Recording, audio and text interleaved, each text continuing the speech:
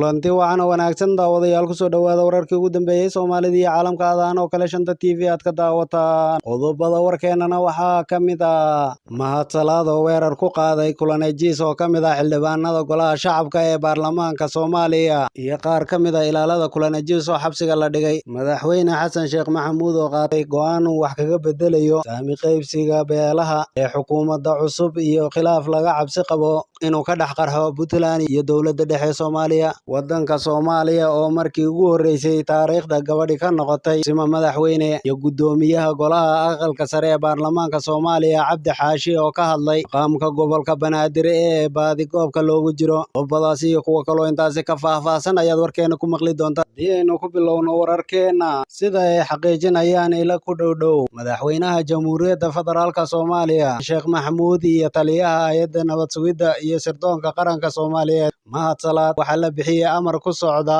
kulanejiis oo hore uga mid ahaa saraakiisha hay'adda nabad sugidda dhowrkii sane ee lasoo dhaafay isla markaana hadda xildhibaan ka tirsan golaha shacabka ee baarlamaanka Soomaaliya amarkani oo la tilmaamay inuu ka soo baxay agaasimaha guud ee hay'adda nabad sugidda Mahad Salaad isla markaana uu wax ka og yahay madaxweyne Xasan Sheekh Maxamuud ayaa la xidhiidha ilaalada khaaska ah ee uu haysto kulanejiis amarkani waxaa la bixiyay ka hor intuuna garoonka diyaaradaha aadan cadde ee magaalada Muqdisho ka dhoofin madaxweyne Xasan Sheekh Maxamuud iyo wafdi uu hogaaminayo oo uu ka xitimay wadanka Isuutaga Imaaraadka Carabta waxaana la sheegay inuu dhigayo in ilaalada nisa laga soo wareejiyo xildhibaan Cabdullaahi Aadan Kulan oo loo yaqaano kulanejiis kaasi oo hore u soo noqday madaxa shaqaalaha hay'adda nabad sugidda iyo sirdoonka qaranka Soomaaliyeed ee nisa ila wareediyo ay soo xigatay warbaahinta ayaa sidoo kale waxay sheegayaan in laba ka mid ah ilaalada kulanejiis lagu qabtay laguna xidhay garoonka aadan cadde ee magaalada Muqdisho iyagoo oo fasax ugu baxayay qoysaskooda oo degan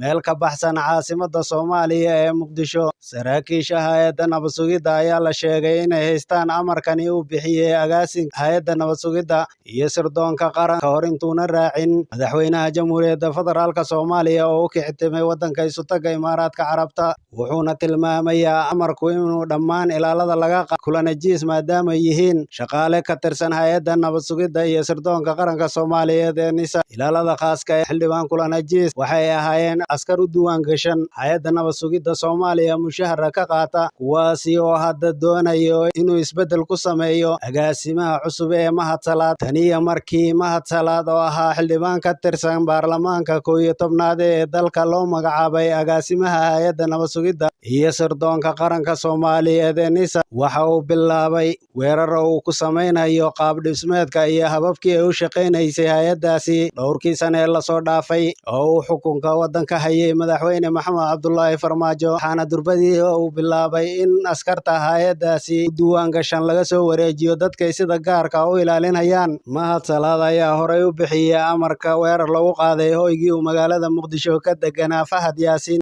oo horey u ahaa agaasimaha hay'adda nabad sugidda halkaasi oo laga soo qaatay ilaaladii khaaska ahayd ee Fahad Yaasiin inkastuuna isagu joogin xilligaasi waxaana sidoo kale la soo wareejiyay gaadiid halkaasi yaalay oo isugu jiray kuwa dagaal iyo noocyada kale waxaana sidoo kale qaab xoog ah oo ka dhigisa lagu sameeyay ilaaladii Fahad Yaasiin sidoo isaguba afkiisa ka qirtay Fahad Yaasiin mar waraysi bixiyay isagoo ku sugan dalka Turkiga intaasi kadib Mahad Salaad ayaa sidoo kale wuxuu weeraray gudoomiyaha maxkamadda sare ee wadanka kaasi oo isagana laga soo wareejiyay gaadiid ay lahayd hay'adda nabad sugidda iyo askar u diiwaan gashan hay'adda nabad sugidda gudoomiyaha maxkamadda sare ee wadanka laakiinse xildhibaan kulanejiis oo haysta xasaanadda golaha shacabka ee baarlamaanka Soomaaliya ayaa sidoo kale weli sii haysta qaar ka mid ah askartii u diiwaan gashanayd hay'adda nabad sugidda maadaama uu ahaa sarkaal hore oo ka tirsanaa hay'adda iyadoo hadda amar lagu bixiyay in dhammaan laga soo wareejiyo askarta uu haysto iyo sidoo kalena gaadiidka ay leedahay hay'addaasi ay isticmaalaan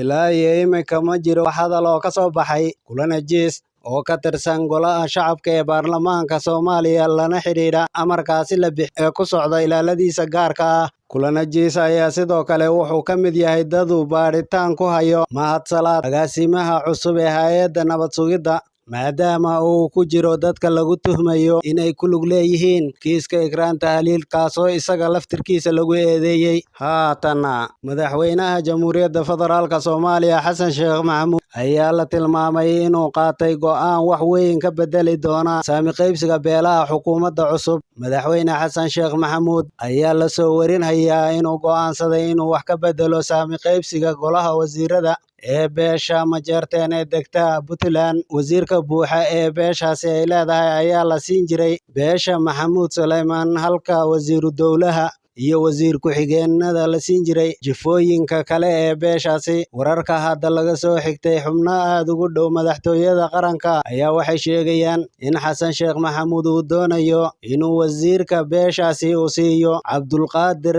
Xaaji oo u dhashay beesha la yidhaahdo reer Biciidyaan oo inta badan degta gobolka Doole ee dowlad deegaanka Soomaalida ee waddanka Itoobiya iyo qaybo ka mid ah gobolka Mudug. Taasi oo la rumaysan yahay inay si weyn uga cadhaysiin karto beesha Maxamuud Suleymaan ee gacanta ku haysa xukunka maamulka Puntland, kuwaasi oo horey u guuldaraystay madaxweynaha Soomaaliya iyo in la siiyo ra'iisul wasaaraha, labadaasi oo mid ka mid ah ay heli jireen sida dhacday muddo xileedyadii hore ee Soomaaliya wixii ka dambeeyey burburkii dowladdii dhexe ee Maxamed Siyaad Barre Allah u naxariiste. Haddii Xasan Sheekh Maxamuud uu go'aankani qaato, waxaa la filan karaa inuu dagaal siyaasadeed oo adag kala kulmi karo beesha haysata xukunka maamulka Puntland, markii horeba ka walaacsanay inay waayeen ra'iisul wasaaraha dalka, sidoo kalena ay ku guuldaraysteen tartankii madaxtooyada Soomaaliya. Arrintani waxay warbaahintu ka soo xigatay xubno u dhuunduleela dhaqdhaqaaqa xukuumadda cusub ee dhowaan lasoo dhisayo una dhow madaxtooyada Soomaaliya. Hase yeeshee waxaa dhici karta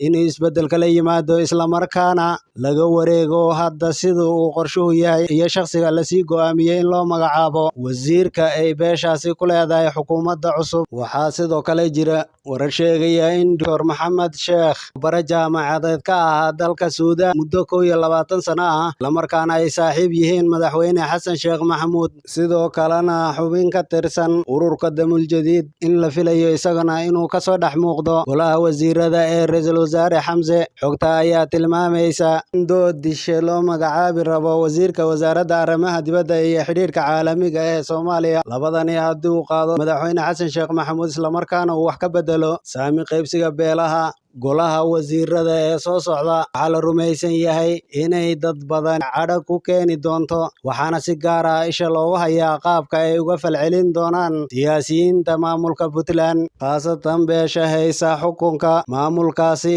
Taniyo markii la aasaasay Puntland ee la yidhaahdo Maxamuud Suleymaan, madaxweynaha hadda iyo xukunka Puntland Siciid Cabdullaahi Dane ayaa hore wuxuu u hongoobay inuu noqdo madaxweynaha Jamhuuriyadda Federaalka ee Soomaaliya, isagoo oo ka mid ahaa musharaxiintii tartamay 15 bishii lasoo dhaafay ee May. Waxaana sidoo kale jirtay heshiis la tilmaamay inuu la galay madaxweyne Xasan Sheekh Maxamuud oo isagu ku guuleystay kursiga madaxweynaha, kaasi oo la xidhiidhay in la siiyo Dane ra'iisul wasaaraha haddii uu soo baxo Xasan Sheekh Maxamuud. Hase yeeshee madaxweyne Xasan Sheekh Maxamuud ayaa ka baydhay ballantaasi iyo heshiiskaasi, waxaana magacaabay ra'iisul wasaaraha Xamse Cabdi Barre oo ka soo jeeda Jubbaland beesha Ogaadeen, islamarkaana ka tirsan ururkiisa Damul Jadiid. Haatana xildhibaan Sacdiye ayaa noqotay haweeneydii ugu horreysay ee taariikhda ee kusimo madaxweyne ka noqota Soomaaliya kadib markii uu dalka Imaaraadka u baxay madaxweyne Xasan Sheekh Maxamuud. Sacdiye ayaa ah gudoomiye ku-xigeenka koowaad ee golaha shacabka, waxayna fursadani heshay kadib markii uu isna shalay u baxay safar dibadeed.